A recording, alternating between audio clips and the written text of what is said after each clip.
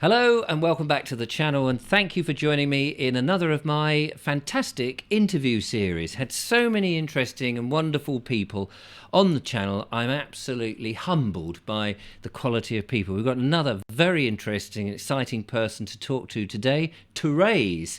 She is a metaphysical counsellor. And we're going to be talking about the fear that has come along and why we shouldn't be fearful, and what we can do about that with using our mind. Now, I'm very interested in all of that. Therese, welcome to Hello, the Richard. channel. Hello, Richard. Hello. Pleasure to be here. No, thank you so much. Now, I should say you're a British person, but I am indeed. you're in Canada Yes. with that wonderful chap who is doing all sorts of bad things over there, particularly to lorry drivers and or farm, all of that stuff. Yep. How is it? What's it like being in Canada at the moment with all the weird things going on? Things have settled down a little, but I mean, we've had 2 years of hell, really. Well, Yeah, close, well, 3 years basically. He got really kind of, if you hadn't had the poke, yeah. you couldn't fly, you couldn't go to restaurants, you couldn't go to gyms. Even put a thing out on, well, it went out on the news, it went out everywhere that the unvaxxed were misogynistic, racist. I can't remember what else he said. Basically, they shouldn't be tolerated. You should avoid them, and even telling family members not to mix with unvaccinated. He is another of these people, this gentleman in charge of your country at the moment, who needs a big wrapping of tape around his gob, basically, because it just seems like so many of these governments have decided no longer to be there for the people anymore, and they've just turned into some weird tyranny. And It's and I, sorry, go on. That's okay. It's because they're all linked to the WEF. If you look it all up, if you do your research and look it all up, all the countries that have been the most tyrannical during all this time, they're all linked to the WEF. I do know that if you look up our Prime Minister Richie Sunak, there will be a picture of him at the WEF, and it does make you wonder, who is pulling the strings at the end of the day. But that's all that what we've lived through is quite fearful for people, and the Yes. mainstream media have done that. And even if you go onto some YouTube channels, and I'm not knocking YouTube channels or the other video platforms Yep. which are even freer to say things, and I'm not knocking them at all because they're just trying to get the truth out there, but it is quite scary. And I know you got in touch with me because I was saying that people had been in touch with me, and that they're quite fearful. So let's find out a little bit about metaphysics and what it really is and how it can help us in these difficult times. Well, the short version is your thoughts and beliefs create your reality. So if you change your thoughts and your beliefs, your reality changes. Which It's sounds that. very simple. I'm just going to say that. Yeah, It's very simple. And in fact, it's so simple, most people can't believe that it could be that simple. But it's right. not always easy because the Exactly. ego and the monkey mind gets in the way.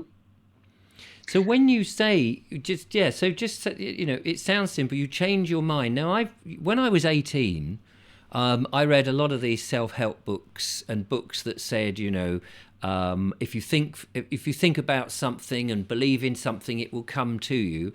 And as a young 18-year-old, was very materialistic. Oh, I'll have a nice sports car, and I'll have this, and I was going to bed thinking, right, I've got to concentrate, because none of that happened. So it made me very skeptical in life about some of this stuff. But I'm now opening my mind a lot more as I've matured. So what was Well, going wrong? Why didn't I get the well, I can nice? tell you a story about my manifesting story Yeah. because it did work. So I don't know if you're familiar with the book The Secret. I remember somebody years ago sending me the video that they or a documentary in which it went on, and I thought, oh, that sounds the same sort of thing. Well, the thing that they kind of make it that you think it and you say these affirmations and then you get it. It doesn't quite work like that. Right. You you got to feel it, not just say it. So for myself, I don't know, when was it? It was 2002. There was a family crisis, and we ended up taking a 4-month-old baby. And then she ended up staying with us, and we adopted her, and she's in fact 20 now. Wow. And already have 3 sons, and there's a bit of a. I've got twin. The eldest are twins, and then I've got another son 5.5 years younger. We were in a 3-bedroom house, but it wasn't practical to put the younger one in with the older two. So we needed to move. We needed a 4-bedroom house. Yeah. Well, 3 years prior to that, I basically hit rock bottom, and I had a really bad health issue, which I don't have anymore, which is incurable, but I don't have it anymore. So we needed to move, but we didn't have the financial capacity in order to get a bigger mortgage. We also needed a larger car because we went from a family of 5 to a family of 6, and they're not. So then I thought, right, okay. So then I started going through the property paper and stuff and looking at properties. And then I started booking appointments and going viewing them. First of all, feeling a total fraud because I couldn't afford them. And kept going until I felt, actually, do you know what? I can have that. So I got in the vibration of it and felt that actually I can have it. And then my husband and I, we went and test drove a Chrysler Voyager. Again, couldn't afford it. Went and test drove it. And then in the end, thought, yeah, I can have one of those. And I'd always had a desire to come to Canada, not necessarily to live here, but to come here. And then all of a sudden, we ended up coming over on a research trip, and then moved here a couple of years later. But what I did, I found a property that I liked. I cut a picture out, and I cut a picture out of a Chrysler Voyager. I cut a picture out of the Rocky Mountains, and I put them on the inside of my wardrobe. And each time when I, in the morning, open the wardrobe, yeah, I can have that. Yep, I can have that. That's mine. And start getting into a feeling of it. Well, then we started looking at houses for coming to Canada. This was May, and we found a place that we liked. And in fact, it was very similar to the place I'd pinned up in the side of the wardrobe, in the fact that it was a white stone house, had the front door one side, and it had a double bay top. And we came over here in the September. And prior, we'd found a house on the internet that we liked, but it was out of our price range, and it looked very similar to. Anyway, we came over, and this was in 2006, and Canada was booming at the time. House prices had doubled within a year. And it's because they'd opened up the oil sands up in northern Alberta. So 250,000 people moved to the province in 2 years. Right. So when we got here, obviously we started looking, and the house was still for sale, and it had been reduced by 100,000. Gosh. And yet everywhere else was very expensive. So we went and viewed it, and then we knocked another 30-something thousand off the price. Blimey. So I ended up with that house, basically the same, style. And then we went to a local dealership because we needed to get a car. And we went to the Dodge garage, which is basically Dodge and Chrysler, the same company. So I went out on a test drive, and the salesman says, well, what sort of thing are you looking for? We said, we want a Dodge Grand Caravan, but the Grand just means it's a bit longer, so you've got extra boot space. And he says, what colour? I said, don't matter. My husband says, well, I quite fancy a red one. He says, but it doesn't matter.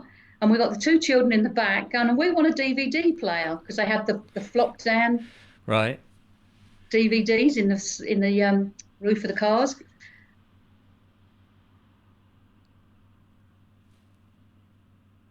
Have you stuck? I think we may have lost the signal. Having a few issues with the signal recently, ladies and gentlemen. Are you back? Yeah, sorry about that. It's the underground wires all the way to Canada are freezing over. We've had a little bit of snow here recently. I don't know. Are we? Oh, there you go. Back now. Sorry about that. That's all right. It may have been my end. So effectively, I think you were going to say that you ended up with the car somehow or other. You managed to Well, get the car. well, we went back to the dealership. Yeah, The salesman said, I've got one due in, but I don't know what the spec is, yeah. and I don't quite know when it's due in. We got back to the dealership; it had arrived. It was Oh, a right. it was red, and it had a DVD player. So what And do we you said, put? So how do you understand? Okay, so this. I mean, there's going to be people here saying, Richard, you've got to ask these questions because clearly absolutely, people are going to be skeptical and go, but if this was a thing, then why isn't everybody doing it, and why isn't this just passing around like wildfire? Because people are poor, people are struggling, people are fearful. But also, you also hear that thing about when you hear some people who are perhaps spiritual saying, "Oh, you have this power, but you can't do it for yourself. You can't bring yourself riches or materialistic things. You can help other people, but it's wrong to do it to yourself." So it's a very confusing area. And then, of course, you've got people who are sort of instantly just going, well, that's a load of... And I'm sure some people watching will be going, this is rubbish. And other people will be going quietly to themselves, it's not. So, so how does it work? I mean, the thing is, you've got to you've got to know that you deserve it. You've got to get in the vibration and the feeling of it in order to attract it to you. Right. But again, it will only come to you if it's for your highest good. So we might be wanting something, and actually, it wouldn't be for our highest good. So you could be, yeah, so you're quite... So you could be thinking of something which is totally inappropriate, and then it doesn't. So how do you know? Because you might go, but it is. You might be conning yourself. Oh, I really need this. Oh, But the fact absolutely. that's what is so. The other big thing is you put the vibration out for it, but then you've got to let it go. If you hang on to it, Hmm. then you're not really believing, and you're stopping it and not allowing it to come to you. So how do you mean you've got to let it go? What you think about this thing and go, right? Okay, yeah, I can have this, and then you just forget about it. Yeah, but you've also got it. Is the main thing is that feeling is Hmm. that you know that you can have it, That must be and quite then difficult for people who may think, because we are always put down, aren't we? We're always put down. Although adverts say you can have it, pay now, buy now, pay later, don't they? They sort of, you can have things, but there's always this dreadful burden of money that you end up paying for. yes, and the other thing is, I mean, a lot of it will come back to old beliefs, and it'll come back from different beliefs and stuff you've taken on from a child that blocks a lot of stuff in our life. Right. But the way to end it, when you put something out there, is always or something better. So, I mean, I hear people saying, oh, I put this out to the universe, or I've prayed to Yes, God, or yeah, I have a spiritual guide, or, it's the subconscious mind, or, there's always something that it is. What is the power that does this then? it's again, it can be all of those because it's something different for everybody. Right. But I truly believe that there is a higher power, whether you want to call it God, universe, whatever. I truly believe that there is a higher consciousness, but most of us are so disconnected from ourselves, let alone anything else. And that's why the world's working the way that it is. I heard an interesting quote from a video I was watching, and I can't remember who it was. It wasn't one of the sort of normal regular ones. It was just offered up to me, as these things are. And the chap said, very often we believe that we are in a physical body with a spirit that comes along with us. Our soul travels with Yes, us. And he said, no, it's the other way round, really. We are a soul that at the moment we have a physical body, but we'll yes. dispense with that, and then we'll carry on. I Does mean that...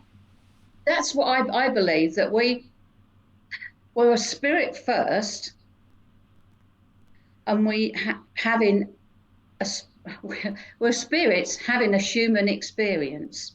Right. And in order to have that human experience, we need the body. Yes. what's the point though? If you're a spirit, you might say, what's the point of going through all of this often quite horrible and horrific things? Because, I know you said, I think before we recorded that you said you'd gone through a medical problem and you no longer have it now. And I had a severe problem. My son nearly died. He had a severe problem. My dad, who I also had to look after, went through dementia, and he did die. And everybody's got something. People have had to deal with all sorts of things, and you sort of think, well, if you're a spirit, why would you have this journey as a physical being? Because it just seems a rough ride. But it doesn't have to be.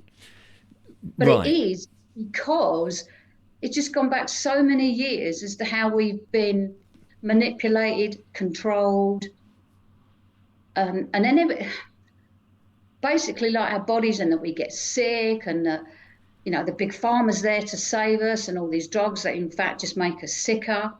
We have the capacity to do that all for ourselves, but we're so disconnected from it all. And so tied up in all of this fear that's been controlling us for years. I mean, years ago, all of us went to church and it was all about religion. Well, what's that saying? Put the fear of God in people. So going right back, in fact, yes. that's been another controlling mechanism, as you say, that people having to obey a God. But if they were, and so what? The Bible and the God and the religions were teaching them that you can't have stuff. You've got to be chaste. You've got to live simply. You can't have material things because that makes you. It makes your ego a bit bigger, perhaps, or I've got this and you haven't. All of those things. Is that what you mean? Well, if they keep people poor and get them to believe that it's wrong to have all these things, yes. But yet the people at the top, they've all got it. Yeah. No. Yeah, absolutely. But they teach us that. I mean, but that's how they control us. But you said earlier, the best way to control someone is through fear. Is fear and poverty. You said earlier, which was interesting, yes. that you have to have this stuff can only materialize if it's for your greater good. And then you think of the people who've got lots of money, yes. who've been treating us rather grimly, and bringing in, even like yes. like the Prime Minister, for example. He's got a lot of money, he's got a lot of wealth and stuff, and maybe yes. he uses this system. Well, I can have this and he can do it. But he is, one could argue, and I'm not saying it's a fact just in case, but you could argue that some of these things that we have, the laws that are passed that he is now in charge of, is quite penal for us, quite bad for us, trying to herd us into 50. Clearly people don't want that. Yes. Why would you think anyone would want that? And a lot of what the government does is not good for you. And then you've got people like Bill and Melinda Gates who have been buying up tons of farmland. And you think, is that really for their greater good? Because it doesn't seem to be for the greater good of everybody else. No, but what I believe, that the majority of these people, they've got such lack of self-love, and they believe that all these things are going to bring them happiness. It puts them above everyone else. So they seem to think that is going to give them everything. And as we well know, it doesn't.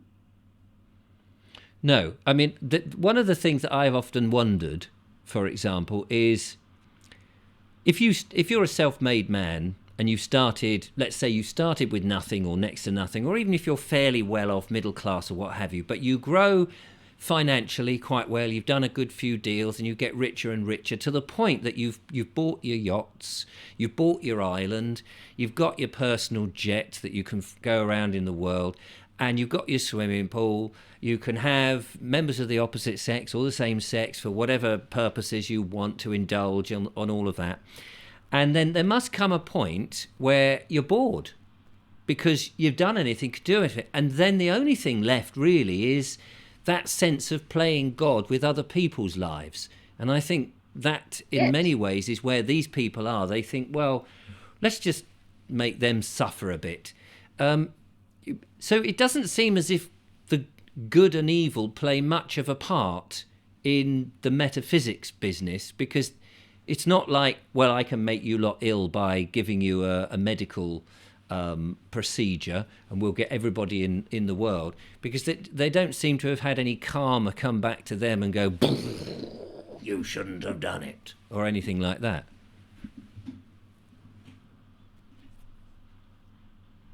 Things are changing though. Things are changing.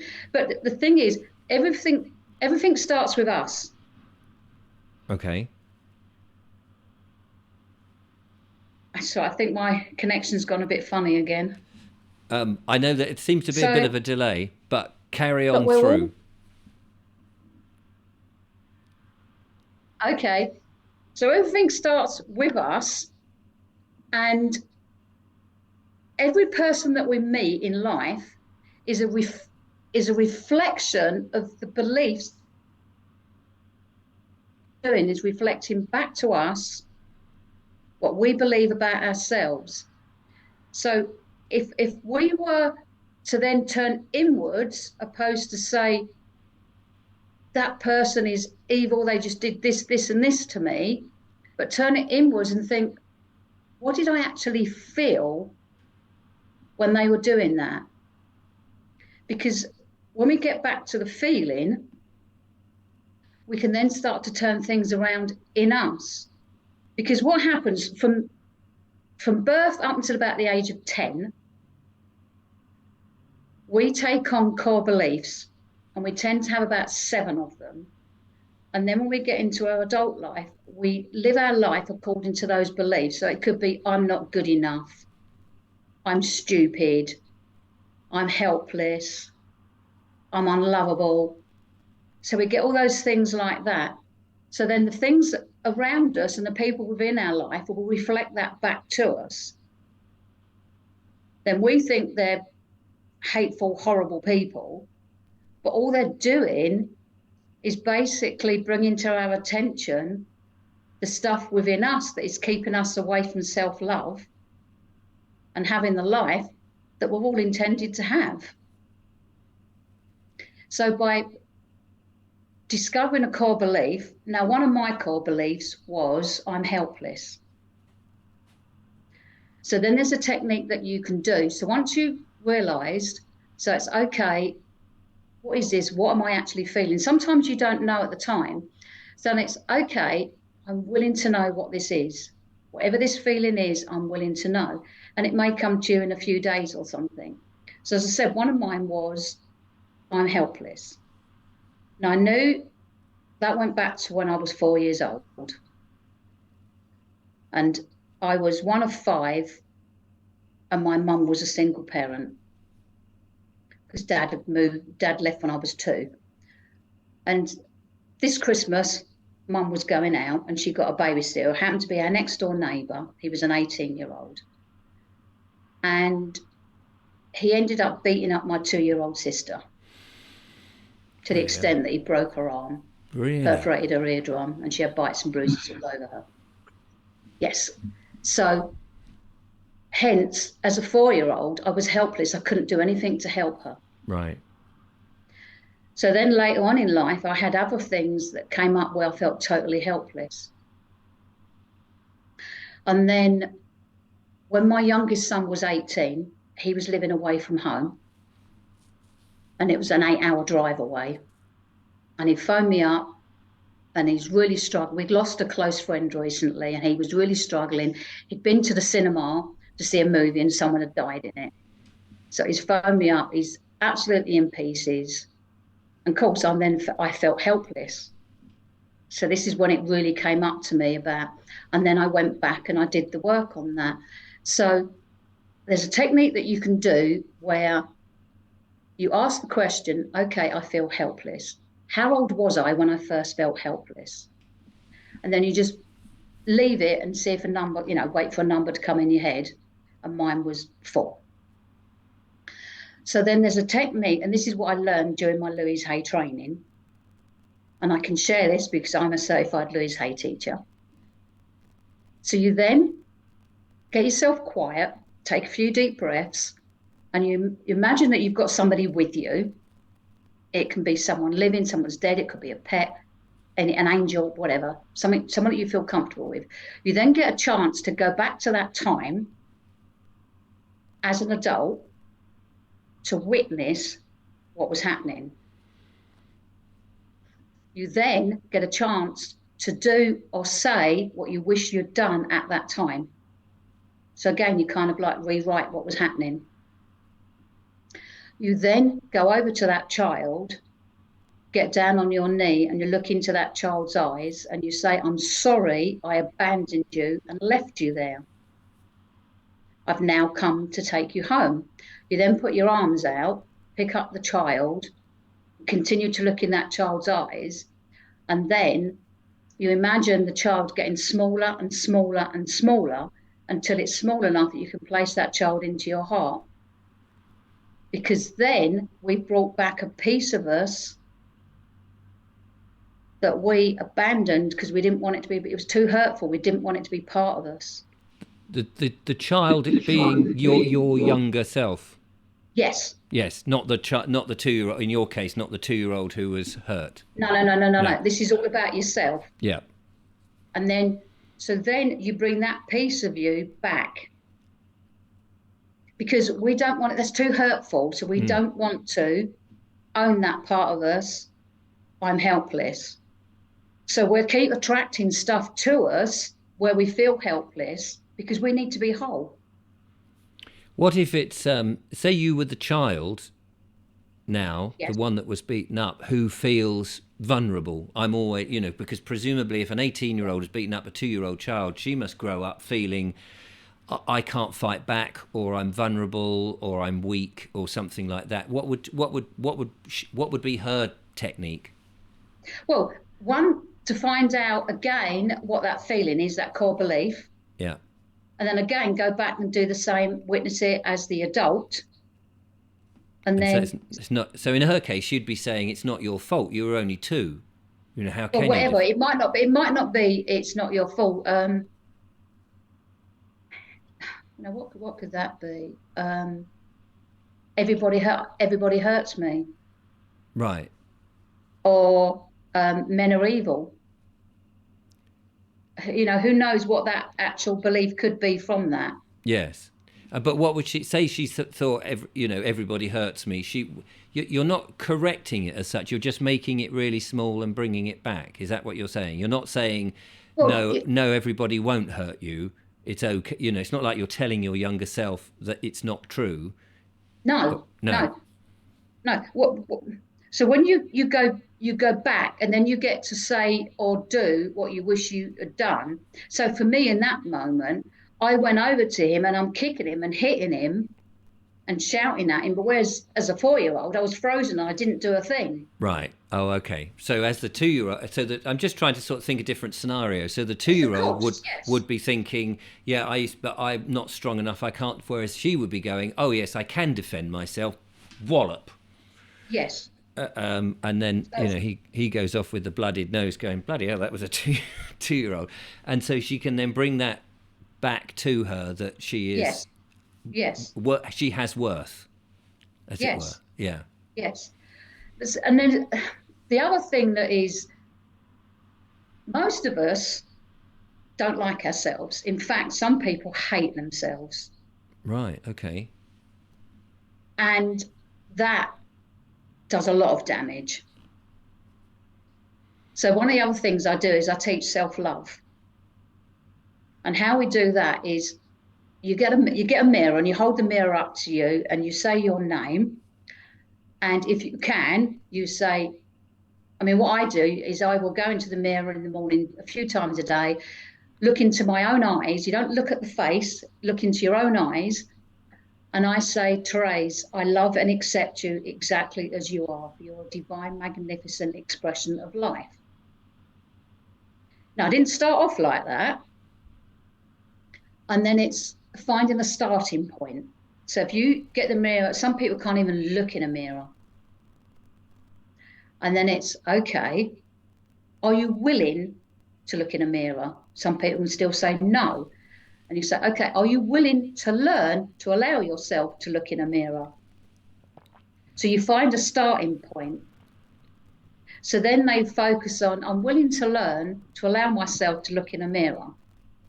And then they go to the next step where they then can start to do that. Mm.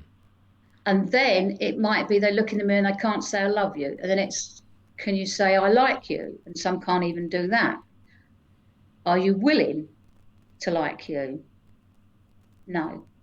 Okay. Are you willing to learn to like you? So you just have to find a starting point. Yeah. And then once you found that starting point, they can then build on from that. What? And then it's about finding parts of the body that you like. Now, there was a young girl I was working with. She was about 17. And she had been abused as a child. And she had been to psychiatrists, psychologists, and she got told she was broken and she couldn't be fixed. And pardon my expression, but I turned around and said to her, no, bollocks. You're angry and you have a right to be angry. Mm. You just need to know how to safely express that anger. So I was teaching her that, and then there's the self-love part of it, and she couldn't do any of that. And I asked her about, what in a body or something about herself did she like? Nothing. I said, there must be something. What about your hair? No. What about it? In the end, it was actually her fingernails. She loved her long fingernails. So I got her to focus on them. And then you do that, and then you can start to focus on other parts of the body that you start to like. And you just move it on from that. And then I've been working with her for a little while, and she happens to be a friend of my daughter's. And then it was my birthday last year, and she found out she'd got to get me a present. And it was, she deserves the world. I'm going to get her a globe. When in fact, she got me a necklace of the world. Ah. And she wrote this amazing card for me and said, you don't realise how much you've done. You've learnt me to be able to stand up for myself and to learn to love and accept who I am. And my neighbour who lives opposite, she happens to be the librarian at the school, so she knew this girl as well. And she went out for coffee with her, and then she was amazed in the difference in her. And she knew I'd been working with her, and she was quite amazed at the change in her. And then just recently, I went out to a local bar with some friends, and I didn't realise she worked there. And all of a sudden, from the corner of my, I can see someone running at me, got her arms out wide, going, "It's Mama Shaw!" Because at my daughter's high school, I got known as Mama Shaw. Oh, right, okay. And I've worked with quite a lot of voluntary, but I've worked a lot of the teenagers and that have come to me, and there's a lot that I've worked with. And is that because there's a lot of... It's been quite amazing, actually. Yeah, I was going to say, is that a lot because a lot of girls at the moment, there's a huge pressure on them, what with the Instagram... You're freezing, I didn't hear that. Oh, can you hear me now? Oh, there's another of these slight moments where the ether is swallowing up all the data. Let's hope we come back in a second. Let me just come over here until you're there. It sounds... I was going to ask... Well, are you back? Oh, you're back. It sounds like there's a lot of pressure on, kids these days with the social media and Instagram and photos and all of that. And you can see how mixed up kids can get, more so than a couple of 100 years ago when the pool of kids was just in the village or the small town. And now you're competing against, people who are perhaps the most beautiful or have got lots of money or they just got a better talent than you and all of that. So I can see why you would, find a lot of people who are feeling out of it. I mean, I started working with my daughter from quite young. She came home from school one day and she must have only been about 7, maybe, quite upset.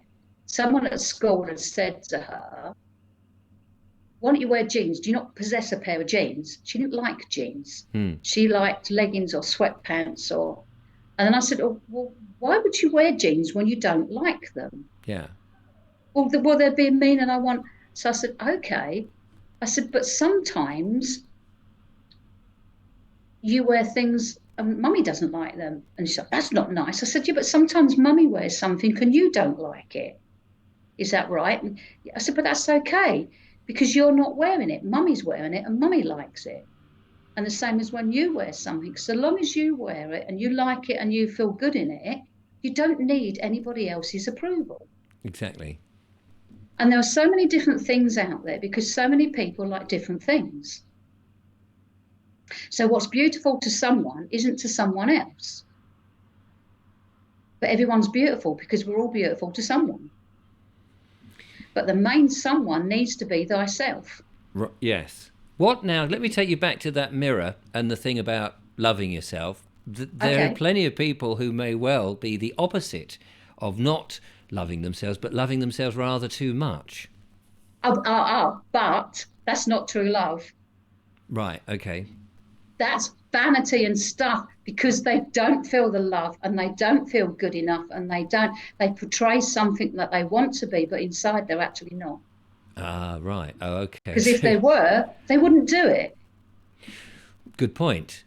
Okay. So let's go back to this, the core thing about the feeling and feeling good about yourself. And so I'm just trying to understand, because you're a metaphysics counsellor, so all this is part of it. Yes. From first one, I was trying to think: there's a lot of psychology involved, but it's not psychiatric work, is it, that you're doing? It's not. No. I'm feeling my way through it. So and then you've got this ability to attract things to you. It's not.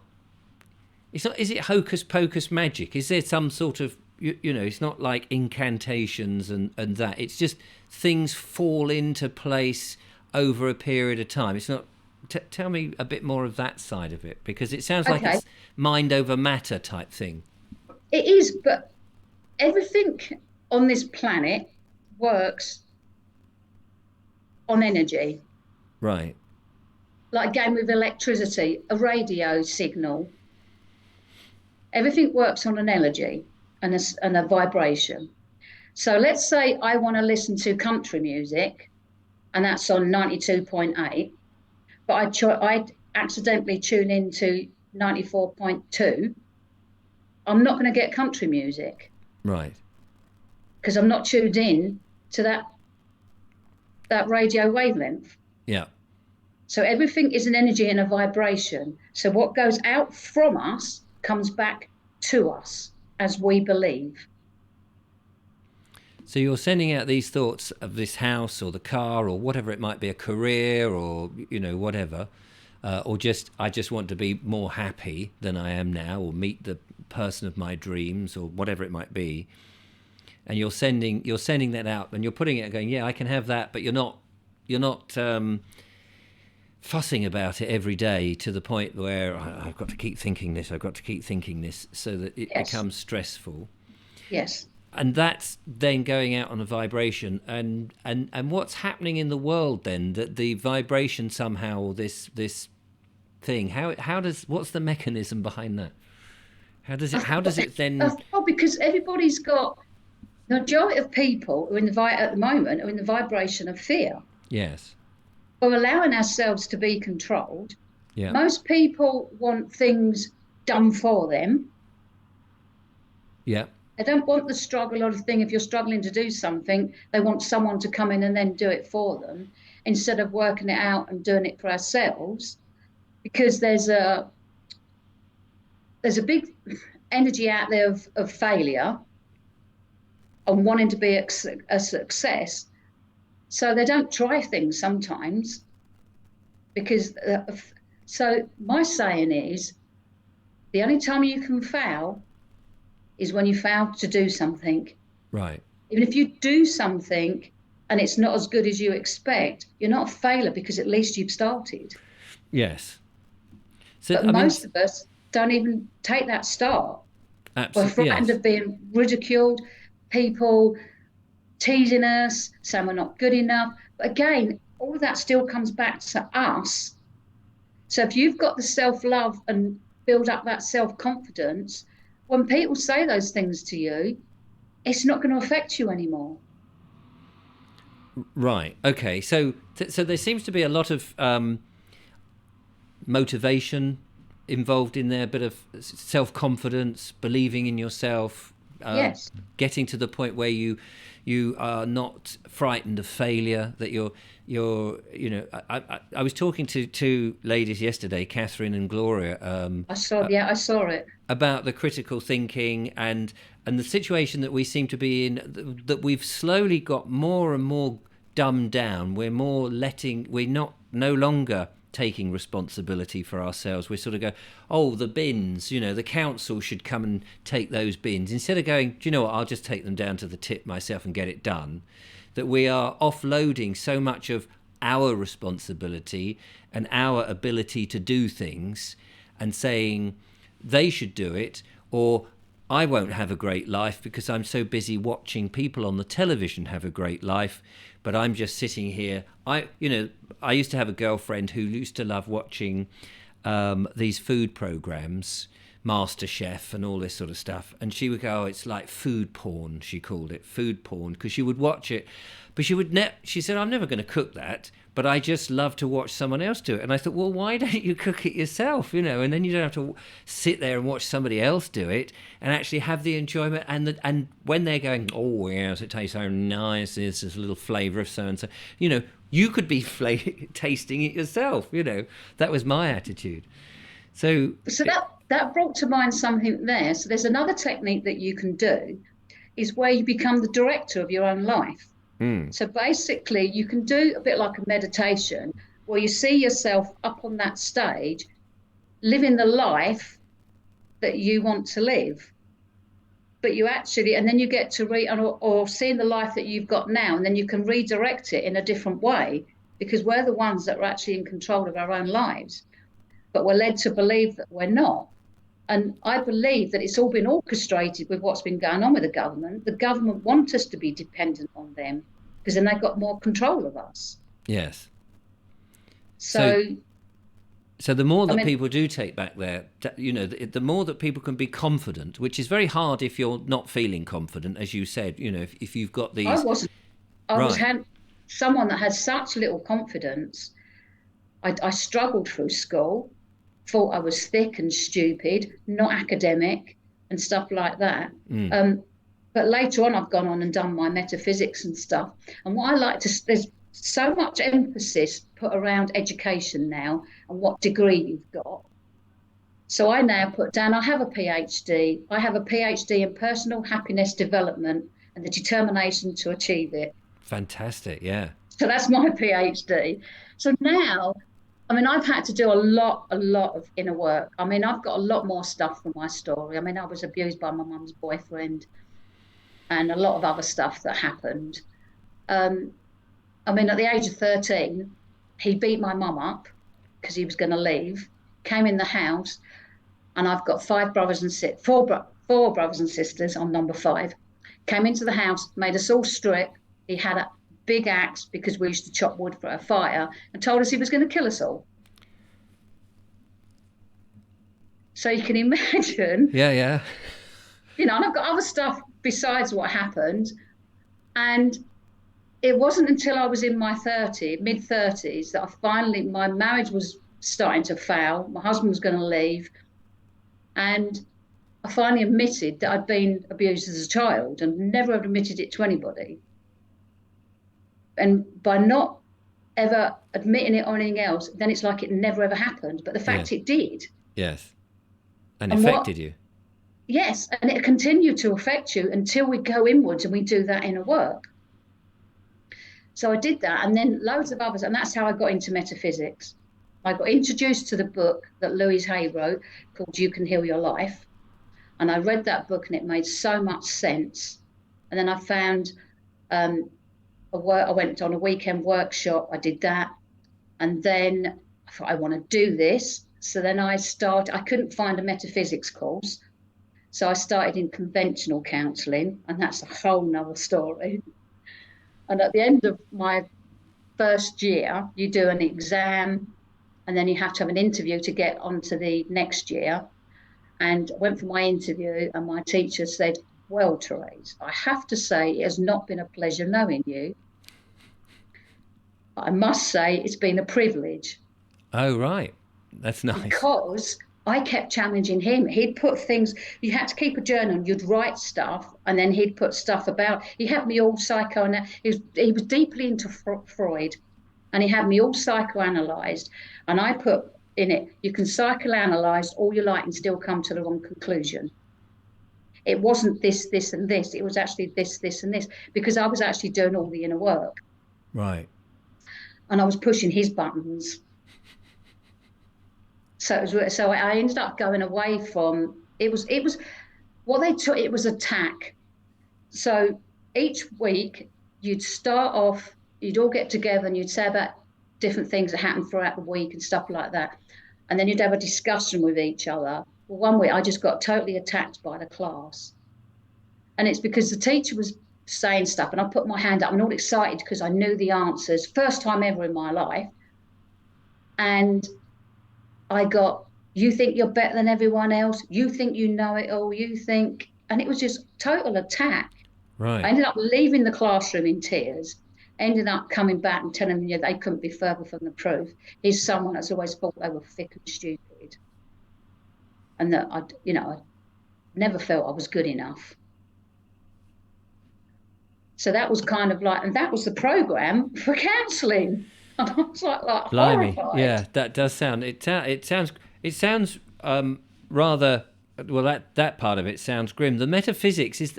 I mean, what comes to mind is there's a lot of sort of positive mental attitude that you've got to somehow bring to it by Yes. discovering your inner demons, and then shrinking them as you described, so that you can go forward. Well, the other thing is to realize that we're actually the ones in control of our lives. Yes. And we think we're not, but we actually are. And if we're willing to go in and do that inner work, there is so much to be gained from it. But yeah, it's frightening. It's scary. I mean, there were times I've ended up almost suicidal because the emotions that come up, you think you're going to die. Your heart's going to come out your chest. Your throat's going to explode. Your head. And then I've learned techniques now when the fear comes up where I can say, okay, at the moment, I don't like this, but I'm feeling really scared. Right. What is it I'm actually scared of? And I allow myself to sit there and to go through those emotions, but keep telling myself this is temporary because we always come out from it. So we're in a situation now where people are scared because of medical procedures that they may or may not have had, and people would have seen online that people have been harmed by it. Some people have had terrible things happen as a result of it, and many people have died. And we're also being told that our lives are going to be changed, that we've got to go through ID cards, and banks are going to change how money works. And although the government is trying to sort of put a spin of positivity on it and saying, oh, it's all going to be nice like a little village and it's all going to be beneficial for you, but actually you're aware that it's not what they're saying. It does feel oppressive, and it sounds more like tyranny than democracy. What would you say to people who are in that situation and are fearful of that, where it doesn't feel like it's an inside thing? It feels very much that it's outside coming down, and no matter how good you feel about yourself or how entitled you think that you should have something, there is these dark forces ever getting closer and worrying them. How would you combat that? What would you say to that argument? I mean, for me, over these last 3 years, and with what we were being required to do, I mean, I rejected all of it and stood up to it. But the thing is, it's to try and do it more in an empowering, loving way. Because if we get into the fear of it, then that just spirals everybody down. And we're all being bombarded at the moment with so much fear from everywhere. So another technique is, okay, what is the worst that can happen? Well, And in you fact, could, you could be injected with something you'd rather not be injected, or locked up somewhere, or taken to a field and bumped off if you don't comply. If it came to a really nasty situation, in somebody's yeah, mind, it may not be true, but they may think yes, that. yes. And then the fact is, can you handle that? Maybe not. Well, you can, because it'll happen and it's done, so you can handle it. Yeah, but you may not want that to happen. You know. No, no. And that's it. You may not want that to happen. But the fact is, if it's not, if it's not meant to happen to us, it won't happen. Right. Okay. So that's kind of like saying there's But some in other words, you can have all the fear you like, but if you're going to be okay, you're going to be okay. But hard cheese to those of you who are, there's always going to be somebody will get knocked down probably in the next 20 minutes somewhere in the world, yes, and it's not their fault. no, because I believe that we go when we're meant to go, and Right. we Okay. don't know when that is. So if we take the fear out from that, Yeah. a lot of people have got a fear of dying. I don't have a fear of dying. I go when I'm meant to go. Whenever that is, I don't know. So when we get into all that fear and all these other things that might happen, we actually forget to live. I do take that point. I do very much take the point that you can be so fearful that you do forget to live. Yes.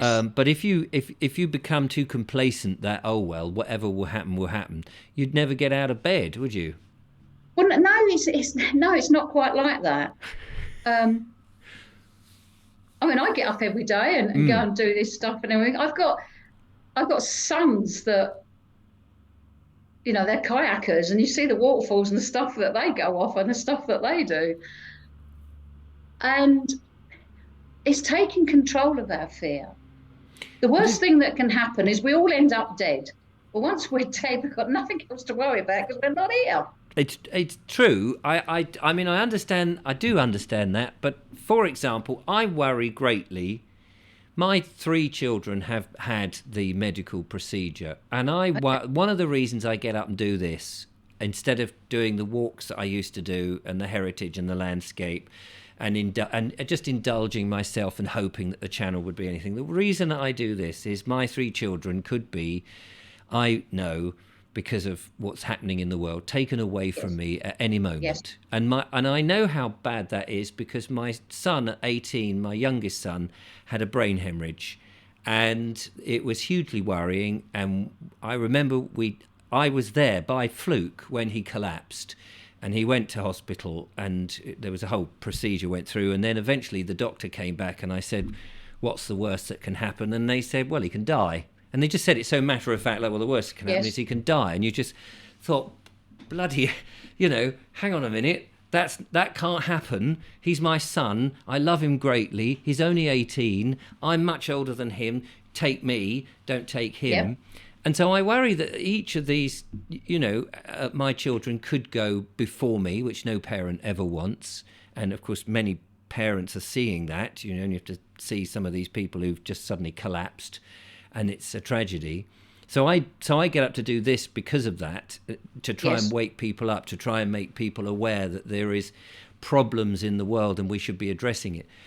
But I can't just sort of go, oh well, if it happens. I mean, I know if they die, and there's nothing I can do about it. But it seems so blatantly unfair. Oh, I totally get that. And this is a lot that I've struggled with over these last. I mean, my 3 sons have taken the procedure, and I was fearful of that. And in the end, I've I believe in angels, and I believe that we're all given 2 angels when we're born.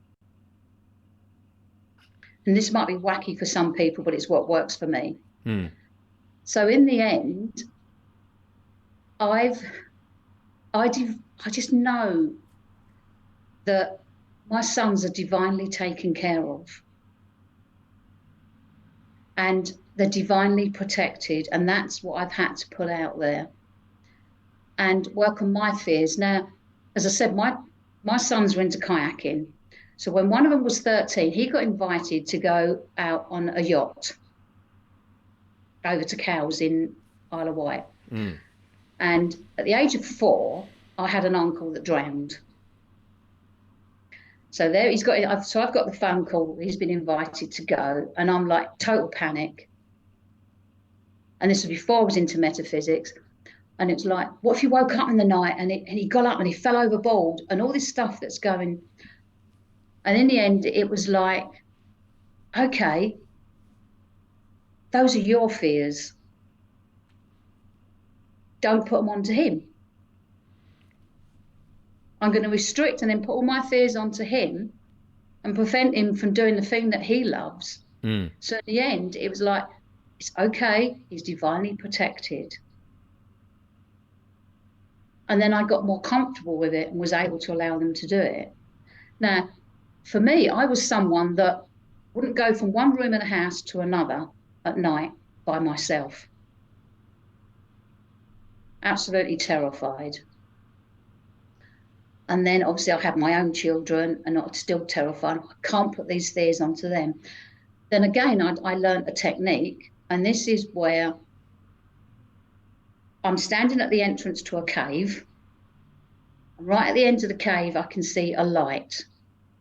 Now, it was for me, and again, this is just in the mind, go into that cave, and all the things I was scared of was in that cave with me. And the idea was to walk through that cave, right, and go out the light at the other end. So I entered the cave, and I turned around and I ran back out again. It took me 2 or 3 goes, but eventually, and it was just like I'm divinely safe, I'm divinely protected, I'm divinely safe, and just kept, and I walked through that cave, came out the other side, and I lost my fear. To the extent I would then, when I got into the metaphysics, there was a lot of things that were going on up in London, and I got to go up and meet lots of different people, and I'd have to walk from my house, like a 10-minute walk, get the train, then get the underground, and some of you got to go through those long tunnels by myself, and I'm coming back 10, 11 o'clock at night, sometimes getting fearful, looking behind me and getting, you're divinely protected and divinely safe. Because things happen to us as we believe. Right, okay. Okay. I mean, there's so much...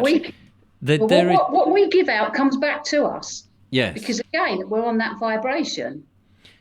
And I mean, I'm sort of playing the devil's advocate to a degree, because I know that people will be skeptical, and of course, in many cases, it's just a question of letting people speak. But I know that there'll be people going, this just sounds like it's a coping mechanism, perhaps they might say, because there will be people who may think like that and have had horrible experiences. And they've been attacked, because people do get attacked, and they may die in horrible pain and agony, which again seems blatantly unfair, especially if you've got a couple of angels who are looking after you and going, oh well, they must have been drunk that day because they weren't around. But also, angels can't intervene unless you allow them to, because we have free will. Mm. So there's this other like saying, so there was this guy and his house was flooding and a boat came by.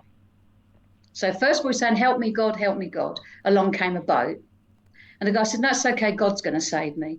Off the boat went. He's then up to his 2nd floor.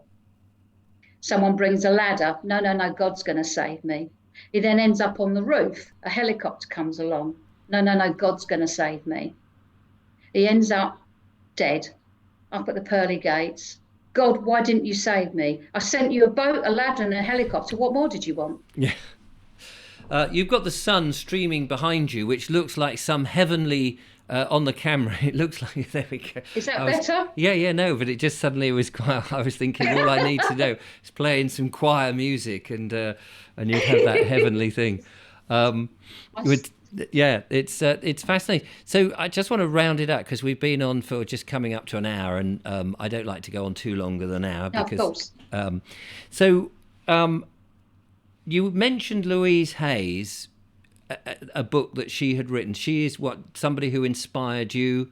Is she? Just tell us who she is. Right. So Louise Hay wrote the book. It was back in the 80s.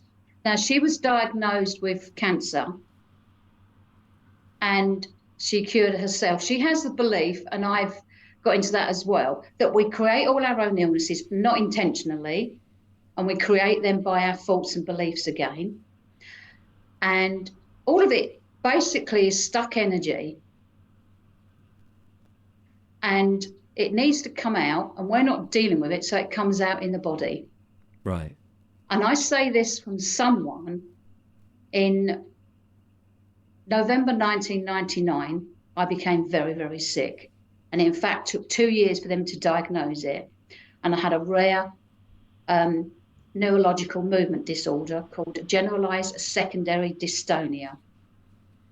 And I ended up in a wheelchair. Blimey. My arm would do all of this. My leg would do, it was involuntary movements, muscle spasms that were pretty severe. I'd lose my speech, the side of my face would all go distorted. And then there were other times it got really extreme, where I was like someone that was having a seizure, but I never lost consciousness. My throat would go into spasms, the muscles around the lung, the diaphragm, but then it was cutting off my airway. I've been a code blue more than once. Golly. And it took 2 years to get it diagnosed. Anyway, I got there, didn't get and then I started taking control of it. And now I don't see my neurologist. In fact, I haven't seen my neurologist since 2015. I'm off my medication. I don't have the spasms anymore. I've still had what's known as the dystonic storm, when it looks like you're having a seizure. But the only times I've had them now is when I've had an anaphylactic, when I've got stung by a bee or a wasp. So there's a lot I can go into there about how I did it, what I did. We may have to, we may have to have you back for more of that. So can you help? Say you've got a child. You've got a child who, you hear a lot of kids who've got autism or ADHD, or they've got certain, things wrong with, who are not old enough to understand concepts that we've been discussing in the same way. As a parent, can you help other people, your children or things like that? In my family, I've got a lot that have ADHD. In fact, one of my nieces is dyslexic, dyspraxic, and ADHD. And she was struggling a lot, and I did a lot of work with her. And it's a brainwashing technique that I learned from a gentleman called Jeremy Jampolsky, and he wrote a book. He's wrote several, but one of his books is Love is Letting Go of Fear. And so this brainwashing technique is get the child quiet, and you get them to imagine taking their brain out of their head and washing it. Oh, getting them to give it a good scrub. It's real brainwashing. Getting away from all the stuff that's in the way of their learning. Yes. And I then got my niece to put it back in her head, and then imagine herself in the classroom. She's putting her hand up because she knows the answers to the questions. She's taking a test, and it's coming back, and she's passing the test. Now, age 11, she had a reading ability of a 6-year-old. Within a year, it went up. Now, within 6 months, it had gone up a year. So would you do that every day? That's not just a one-off thing, the brain. Well, I did it once with her, and then she asked me to do it again. And then I went to one of her appointments where she went to see her ADHD doctor. And she turned around and said to the doctor, and my auntie took my brain out and washed it, and it works, And she did. And she Another time she was staying with me and we went to get a birthday card for her mum, and she was in the shop and could pick up the birthday card, and she said, look, and she could read the messages that were in them. She Wow. couldn't do that before. See, the other thing that I believe about children with ADHD is they're the children the teachers and the government can't control, Yeah. because they are free spirited and they know what's being done in schools is wrong. Sit there, shut up, do this. No child is meant to stop there all that time. The fluorescent lights don't help. So all this stuff is out there and they don't do anything about it because they want to control the children. And children with ADHD aren't as easy to control, and nor should they be. So what do they do? They give them pills to dumb them down, to make them controllable. Yeah, and of course that's absolutely, that's a horrific thing. So just to finish on, Therese, if we didn't have the narcissistic, psychopathic control that seems to be in place and all of that, if people were able by some magic thing to make all that lot disappear, and we were just living in a much more cohesive society, we were just naturally happy. I mean, I'm answering my own question here. But if we didn't have all the pressures of life, we would find that we would have better health, presumably. We'd be able to educate our children better. We would be brighter, more happier people. We would be more innate and more holistic. Would that be, I mean, that would be, it's like a utopia, isn't it, really, effectively? Yes. I mean, the thing is, we've all given our power away because we all think everything happens outside of us and we're not in control of anything. Right. But if we take back our own power by returning to self-love, self-acceptance, we will radiate at a higher frequency. That will radiate out from us. And the more of us that do that will become more of a collective, and eventually it will change. So we do need more and more people to feel this way. Yeah, absolutely, 100%, yes.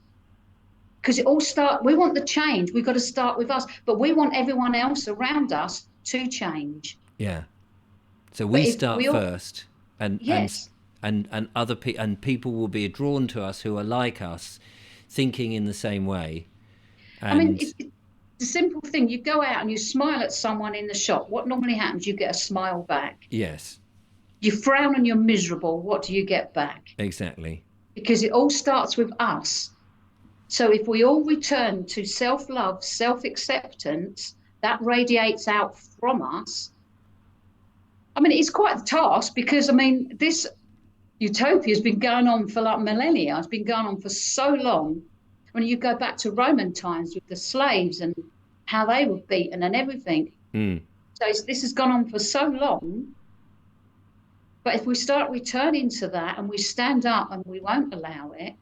And as I said, when I stood up and said no to the Arrive Can app and everything else, I didn't get that much pushback because I know my rights. And when the officer, so I'm being escorted out and there's like a line and there's like a passport officer there, and I went to step over this line and he's gone, stay there.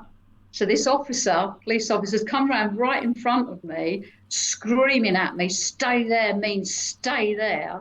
And obviously I'm like, inside, really quite frightened. I've just leaned towards this officer and I just turned around and said to him, yes. And I don't know if you noticed, but when the gentleman said stay there, I took a step back. And besides, the lady asked me to follow her.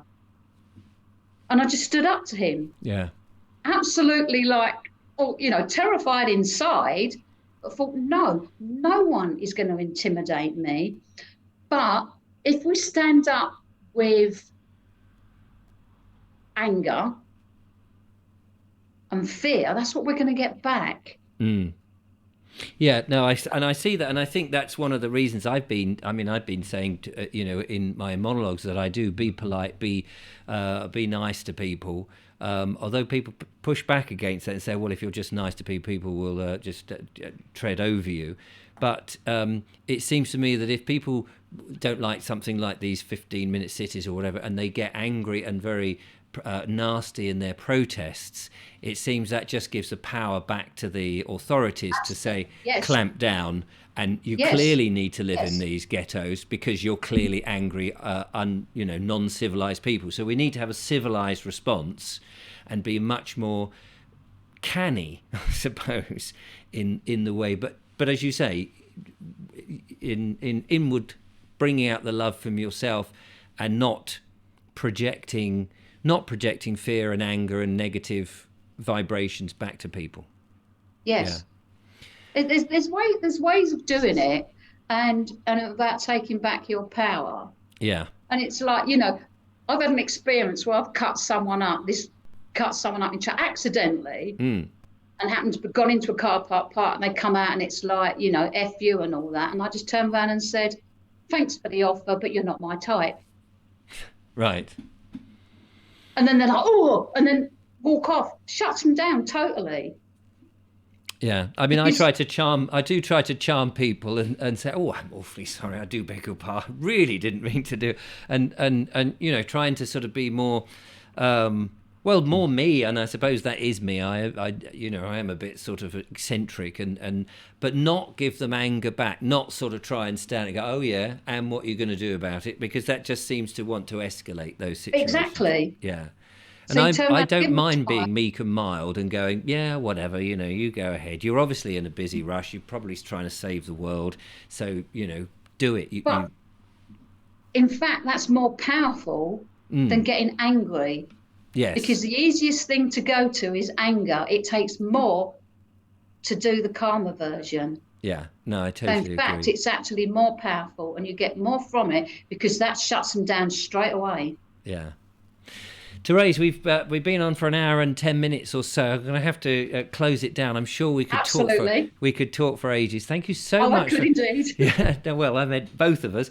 And there's so many more questions. We'll have to get you back to go on perhaps a deeper dive in a month or so. It's been interesting, metaphysics. So where would people go to find out more about it?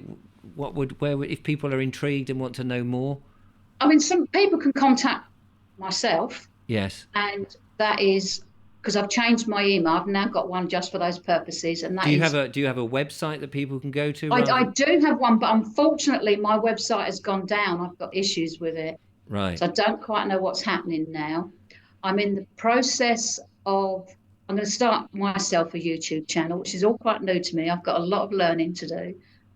But in the meantime, I mean, people can contact me and ask questions, and I'll do my best to answer. So is that the email I've emailed you on? No. So that one would be Therese at thereseshaw.net. Yeah, okay. .net. I can put that if that's okay in the description. Absolutely, yes. I've done that one more. I've done that more for these purposes, and I don't get them mixed up with all the other stuff.